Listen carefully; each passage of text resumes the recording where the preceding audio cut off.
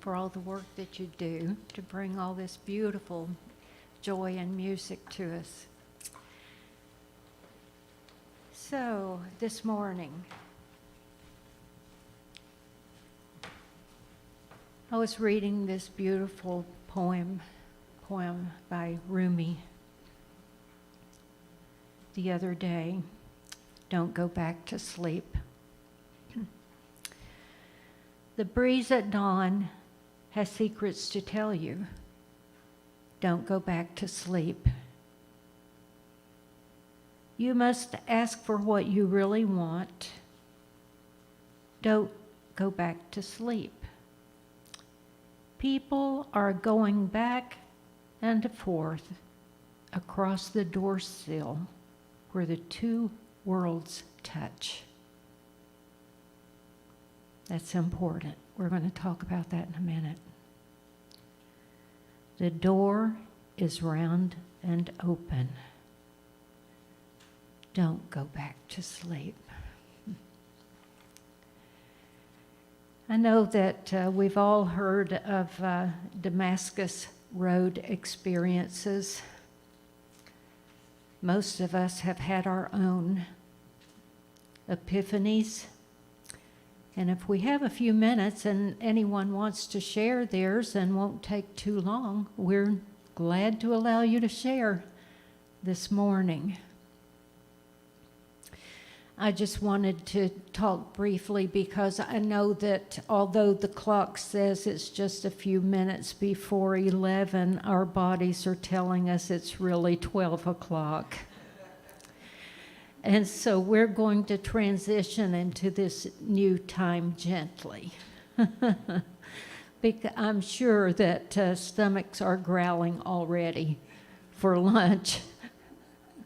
Saying, now wait a minute, isn't this lunchtime? I know my stomach certainly reminds me. But first, I wanted to say a little bit more about what I was saying to Joan earlier about the cycles of life and the 63. Then I didn't get to 70 and above, but some of us have reached that era too. But last weekend, I was walking on a Saturday, and it was just absolutely glorious weather. Not this weekend, but the Saturday before. And I realized while I was out walking that I really needed to get my hair trimmed. It was falling in my face. And I've discovered the best way right there in Long Beach where we moved is to there's a little barber shop, and there are 4 women that work there. It's a wonderful place. And so I had discovered this, but typically I've gone by there on a weekday and there's hardly been a waiting line. So I texted Dan, I had my phone with me, and I said, I'm going to be a little late. If I haven't come home in a while and I've been gone walking, especially if I don't have my phone, he'll come looking for me. I may have walked to Gulfport and need a ride home. But I assume he will eventually come get me, maybe. So I got there, though, to the barber shop. They open at 8, and my goodness, they had a line already lined up, and I thought, well, I'll come back in a little bit. So I went over to the farmer's market there at the park in Long Beach and hung out for a while, bought some muffins from Serious Bread. By the way, you know, Serious Bread from Bay St. Louis has a little booth there at the farmer's market in Long Beach on Saturday morning, just in case you didn't know. I know they go to Ocean Springs as well, but if you haven't had one of their muffins, you just haven't lived. Anyway, there's an epiphany for you. That's a smaller epiphany. So then I came back to the barber shop, and there's still all these men there, and it's absolutely full when I get there, and I'm thinking, I don't care, I'll just go on in anyway. So I don't especially need it styled, I just needed it trimmed some. It was hanging in my face, and I just wanted it trimmed. And so I go in and sit down, and you can tell automatically you have come upon their domain, and what are you doing here? You must be somebody's wife if you're sitting here in one of these chairs, you know. So I'd been there for a while, and you can tell who's been there longest. And finally it was my turn, and the gal that was supposed to take me, she said, "Oh, no, ma'am, I can't cut a woman's hair. I can't." I said, "Really? I don't want it layered or anything special. I just want it trimmed a little bit." "No, you'll have to wait for Miss Sheila." So I said, "Okay." And there were some others that were before me, actually, but they said they were waiting for someone else. So it didn't really matter. And so finally, Miss Sheila becomes available, and all 5 of the men in the room pointed at me and said, "She's next." And I recognized that they weren't just wanting to be fair, they wanted me to get the heck out of there. It's like, okay, well, this woman is at the barber shop, and we wish she would have gone to the beauty shop down the road. But you know what? A barber shop's so much easier. And Miss Sheila does, she cuts your hair in layers too, as a matter of fact. And it's, is it 12 or 15? Tony and Charles go. 12 or 15, is it? It's not much. And Dan goes too, I'm sure some of you other guys. But now see... But now, Charles, you take off your hat too and show them why you get a discount. Okay, see, yes, they get a discount. There's a chart on the wall, and you tell them if you want an A, B, C, or D, and you pay accordingly. It's really sweet. It's a really fair system too. I really like it. But the only reason I told you that silly story is just because I think with every decade, we don't care anymore what people think of us. We don't need to go spend $150 on a hairstyle if we can just spend $12.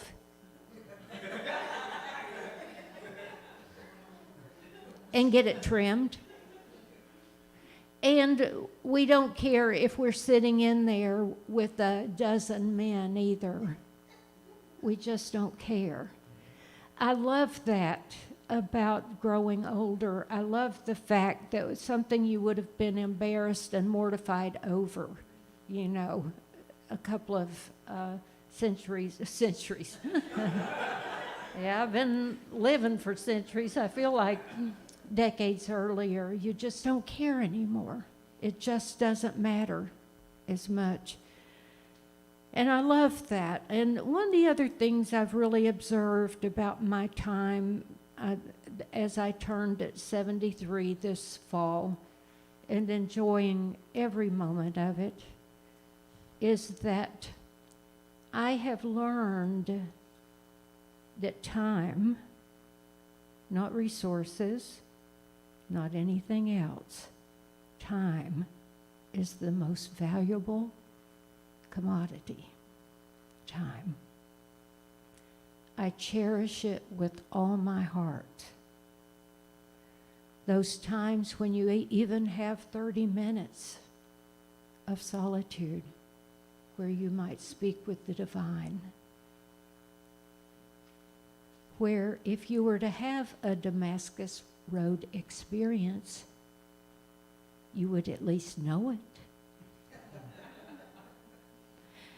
And I think for so many of us that we're on our phones and other devices so much that it would take that 2x4 to knock us upside the head. I remember when Sherry finally, she retired from teaching, and it wasn't easy because she loved teaching. She had begun teaching. She taught middle school and high school when they were in Houston, violin music. When they came to Bay St. Louis, she started teaching general music in the elementary school. And so she Andy started his first year at Bay Elementary, and he graduated from Bay High School. Hard to imagine they've been here that long, but they have. But she taught at the same school, and she came to a difficult year where one of the, let's just keep it simple. There was a little new tension in the school with a new administrator. And she just made the hard decision of not teaching that following year because it just brought too much turmoil into her life. It was hard, a hard decision. But I remember what she told me that year, and that was that she likes to walk like her mother does. And so she would walk along the seawall, and she would walk, and she'd walk, and she'd walk. And I said, well, how far do you walk, Sherry? She said, I really don't know. I just walk till I feel better. So that's one of the things that we need to learn too, is that like the little girl in the story last week, if you were here, we read the story of the grandmother Willow that was teaching the little girl where to find God and how to find God. And the book was so interesting. As a matter of fact, I read it. And not only did the children sit there listening, every word I said, the adults did too. It's a precious story. And Mother Willow, the little girl, says, I'm not feeling well. And Mother Willow says, come sit beneath my branches. Feel the breeze. And in a little bit, the little girl says, I don't know why, but I feel better. Just like that, she felt better. Now, those are smaller epiphanies that we have, but they're equally important. Now, the road to Damascus, for those of you that aren't aware, the reason we call those road to Damascus experiences are because of the Apostle Paul. And early in his life, he was privileged. He was a Jew, but he was privileged. He had education. He looked down upon many of the other Jews, and especially those that followed Jesus. He mocked and made fun of them until there's the story that he was on the road to Damascus and he was stricken by a light. And it was the cosmic Christ light, and he received Jesus in his heart, the Christ, not the man Jesus, but the Christ light in his heart. Right then, it changed his life. He went on to write beautifully some of the most beautiful scriptures in the Christian scriptures, from the book of Corinthians. First to see dimly, but then to see face to face. You could tell by what he said that he knew what he was talking about. When we were in Rome, we went by some ruins that they said were supposedly where Paul had been jailed. And this is where he wrote those beautiful, beautiful writings. And here he is in a jail beneath the ground, but he's still seeing the light so vividly that he could write those scriptures of love. So that's why we call it a road to Damascus experience. Suddenly, blinded by this light, he heard the voice of Jesus. He was terrified at first until he realized this was a higher power, and this higher power was love. And because this changed him so much, his name had previously been Saul, he was renamed Paul. So he traveled onward. He wrote a great deal of the Christian scriptures. There's another man, his name is Martin Seligman. He wrote a book called Flourish, and this was written after he had his Damascus Road experience. He describes it this way. He says, I'm going to tell you an intimate story. I had an epiphany a couple of years ago, which started positive psychology for me. And some of you may have heard this story before, because I'm going to tell you that it actually happened, and it was a pivotal moment. Before this time, he had been into psychology, but only from a scientific point of view. It was never from the personal point of view. He said, I was weeding in the garden. I'm a rose gardener. And I was weeding with my daughter, Nikki, who had turned 5 a couple of weeks before that. I have to tell you, even though I write books about kids, I'm really not very good with kids. And like most of you, I'm goal-oriented, and time for me is always urgent. And I was trying to get the weeds out, and Nikki was throwing weeds in the air and running around and dancing, and I yelled at her. And she sort of looked at me and she walked away. She came back and she said, Daddy, I need to talk to you. I said, yeah, Nikki? She said, yeah, Daddy. You may not have noticed, but do you remember that before I was 5 years old, before my 5th birthday, I was a whiner. I whined every day from the time I was 3 until the time I was 5. And you know, Daddy, on my 5th birthday, I decided I wasn't going to whine anymore. And that was the hardest thing I've ever done. And you know what? I haven't whined since. And I can stop whining.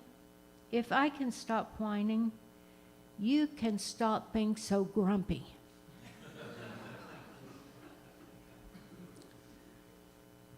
Seligman says this was actually an epiphany for me. First, Nikki was exactly right. For 50 years of my life, I've walked around being grouchy and grumpy. And even though I'm surrounded in my life by my loving wife and children, who are just rays of sunshine, each and every one of them, there is no reason for my grumpiness, but still, I've been grumpy. So personally, I decided I was going to change, just like Nikki. And that's the hardest thing I've ever done, by the way. I don't know if I've succeeded or not, but I've certainly tried. So I'm asking you, looking at your own life and your work, can you recall having a road to Damascus experience? If so, what did it concern? What insights did you gain? What did you do afterwards to follow up what you learned from that experience? And the reason I chose this story this morning is because I began with the poem by Rumi. After you've wakened, don't go back to sleep. I think we do in small ways, don't we? We decide that it's not possible to continue this change that we decided we would take upon ourselves. It's easier to fall back into that comfortable rut. Remember, we've talked about those ruts before. They're real, and they're in the brain, and they've been created. They're pathways, neural pathways, and they've been created over years by our behaviors. And there's one big thing that we can do any moment to decide whether we will stay awake or not. And that is, we choose. Like little Nikki, on her first birthday, she decided she'd whined enough. Or her fifth birthday, she decided she had whined enough. Can you imagine? As I said earlier, I've noticed all of these comings and goings and patterns and rhythms of life, and I even mentioned to Beth a couple of weeks ago, I said, I'm noticing more and more that we pay so much attention to horoscopes and when we were born, not only the day we were born, but the moment we were born and the time we were born. But why don't we pay any attention at all to the moment of conception? Isn't that when we were really born? Or the moment we came into the body? And were so lovingly carried for approximately 9 months, maybe not quite as much for some. And the reason I'm saying this is that I have two sets of people in my life that are relatives that were born on the exact same day, and they couldn't be any more different. And so it's made me wonder more and more, what does the horoscope have to do with it? When did our spirit enter the body? Was it the moment of conception? If so, maybe we're looking at the wrong data. Maybe it's not as important as we thought it was. What do you think?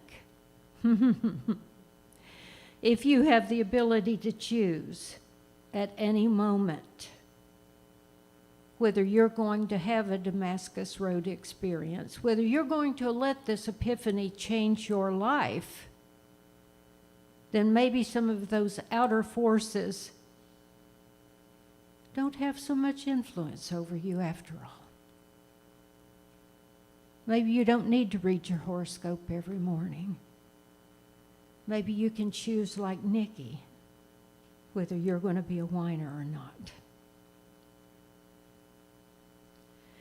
Now, I know that there have been a lot of those types of experiences for a lot of people that we've heard of.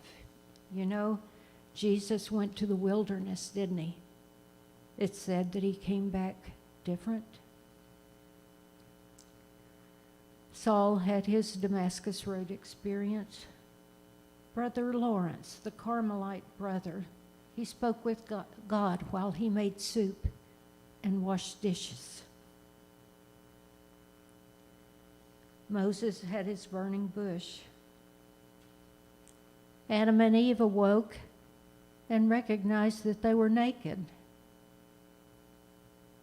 Dorothy realized that she wasn't in Kansas anymore. But you know what else more important she realized? She could click her shoes together and she'd be back home. And the truth is, we are on this path together, and we are walking each other home.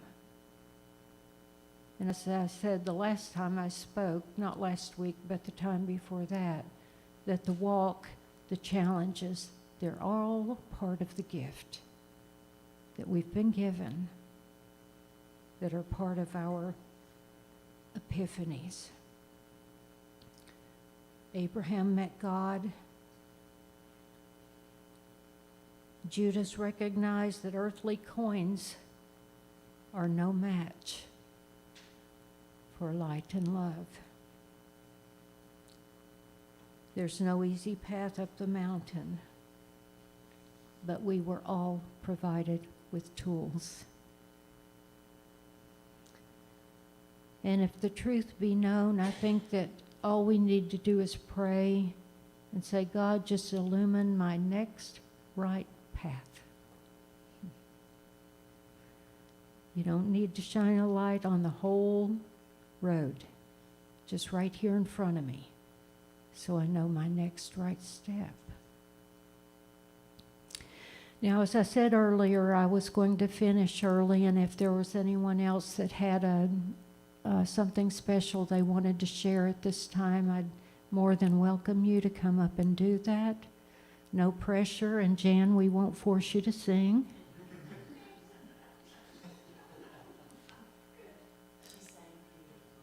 Yeah. She did a great job Friday night, by the way. And where have you been hiding is what I wanted to know, and why. Well, I know. Okay. Come on up. You... Come up? No. I'll get the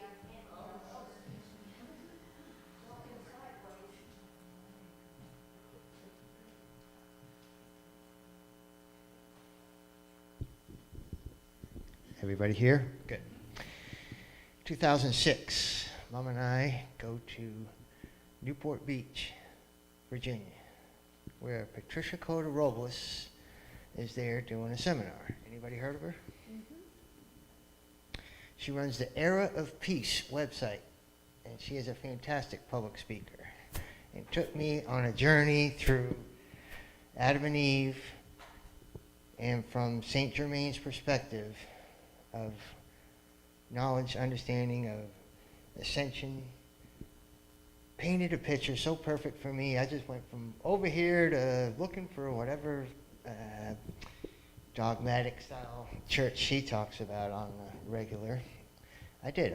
I visited all kinds of churches everywhere looking for my thing. Sat down with her, wasn't even a church, it was just a building, and went from over there to over there. And it was awesome.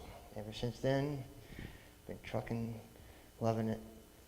Yeah, a lot of fun.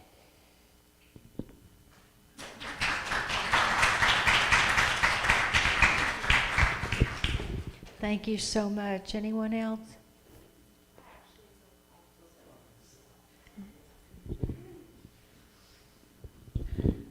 So this is not nearly as churchy as was supposed to be shared, but it's been on my heart like this whole time. So in my 30s, I did not floss my teeth. And every time I went to the dentist office, I would have the bib around and I would get the big lecture from the dental hygienist, and I have this bloody napkin around my neck, and it was a horrible, terrible experience every single time. And after I would leave, I would have these thoughts of rebellion and resentment building, like, who is this lady to give me this flossing lecture? And I'm a grown woman, and I can floss my teeth or not. And then the epiphany that I had was, as I was driving home from one of these teeth cleaning horror shows, was, who exactly am I hurting with this rebellion? And it was such a poignant moment that I realized I was only hurting me. And do you know that through a series of circumstances, I had to change dentists. I never saw that hygienist again that I was like really angry at. But I left there and I went home and I flossed my teeth every day since. And now I go to the dentist every 6 months or so. I'm actually between dentists right now looking for a new place. But my point is this. I realized that by my rebellion, by my deciding that someone else was the enemy, and by me deciding that I I had something to rebel against, I was really only hurting myself. And that's why I love this place, because it gives me the small, simple messages. I was a Unity student back then, by the way. And small, simple messages that I don't have to keep rebelling. I can give up the fight anytime. And floss your teeth every day.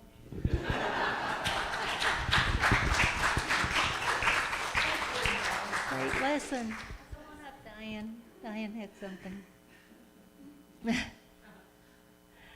See, I didn't know that about you, Christy.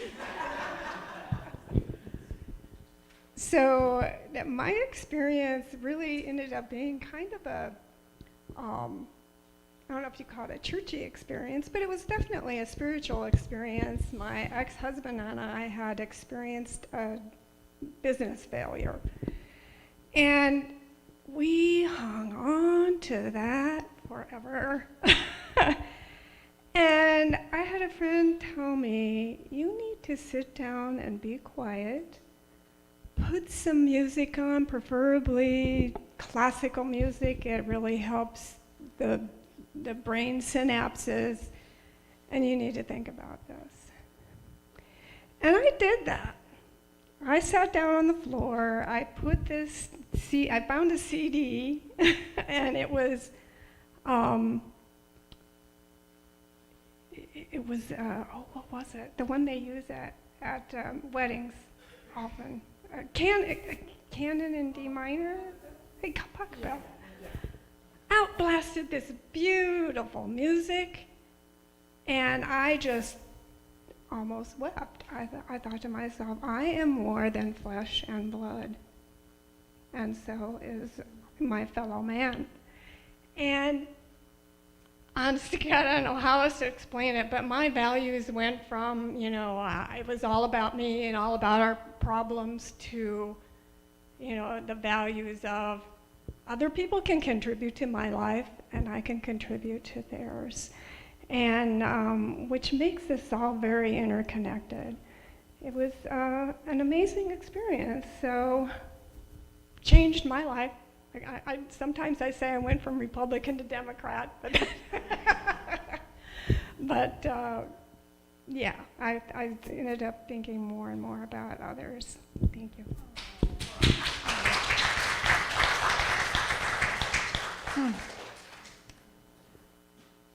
Diane and I have shared some things together too. I was just thinking when you started saying that, how when her daughter Brianne was dying of cancer, she was a beautiful, brilliant chiropractor in Arizona, 30s, looked like a picture of health, and succumbed to cancer. It was just unbelievable, and Diane came, and I became very close at that time. She'd be out there, and she'd call me, and we'd just talk, and anyway, thank you, Diane, for sharing that with me. Oh, my, I'm afraid to,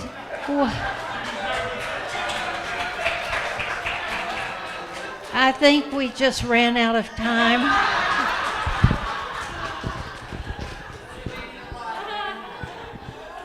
I married her.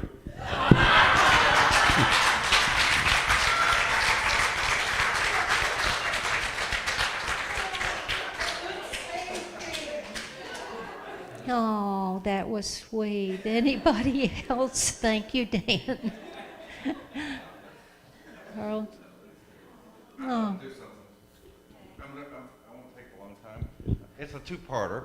It's a little different. I grew up here on the coast, and I was a Catholic and went to St. Thomas School, which was right behind the church.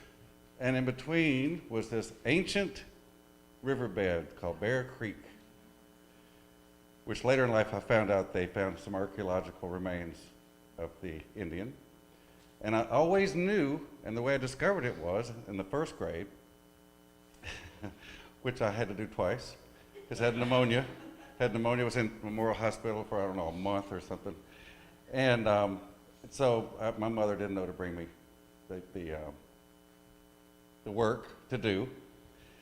And so for 1 second, when they said, you're going to have to redo the first grade, I went, whoa. And then I went, wait. I loved my first grade nun teacher, Sister Elizabeth. They had the big angel wings off their head, charity. And so this was wonderful, y'all. It was wonderful because I was a veteran at this point in the first grade, right? So I already knew the routine, and so I could be a leader, within the class, did SRA. And well, she wanted a volunteer to take the erasers out and beat them. So I'd go out there, and I'd beat them, and I'd look over there at the creek, and I thought, I'm out here. So I'm just going to walk over there and look at the creek. And I would go over there and have these experiences of ancientness, and you could smell it. It was wonderful, humus-filled. And so I went through, and I was going to be a priest, by the way. That was always on us all through elementary school. So I'm just giving you a background. One day I went over to the church by myself, not during class. It was after school. And I went up into I was a singer back then, first grade. I went up to the choir loft and listened to the wind coming through the steeple. And I looked up, and it was an old church, and it had the big beams that came down. And I realized it was the Ark of the Covenant, or the Ark flipped upside down. Okay, so then I went down and I talked to Jesus, who was on this big cross, crucifix, and it was the plaster Jesus. And I said, Jesus, tell me what it's about. And this is just part A, okay? And I'm going to flash back to my part B, my last part. But Jesus assured me that the deal was made. I mean, I got a response. I mean, it was spectacular for me at that age. The second part is senior year in high school, St. John's High School. We had a transfer student, and she came from Mobile, and she got a travel pass. And wouldn't you know it, I fell in love with her. And it was a wonderful relationship. She had to be transferred from foster house to foster house. I won't go into details about all that because there's a lot of factors there that caused it. And so then I went to Jeff Davis Junior College, and in that period of time, it ended. And I crashed and burned severely. I thought about just going out to Ship Island and dying out there. So I'm sitting on the beach out here, and I'm pounding the sand. I'm really just lost. And Jesus had already made a deal to be there, right? Well, I said, God, I want you to get down here. I got something to say to you. And y'all, I kind of looked up at that point, and there was the face of God, smiling and telling me it's going to be okay.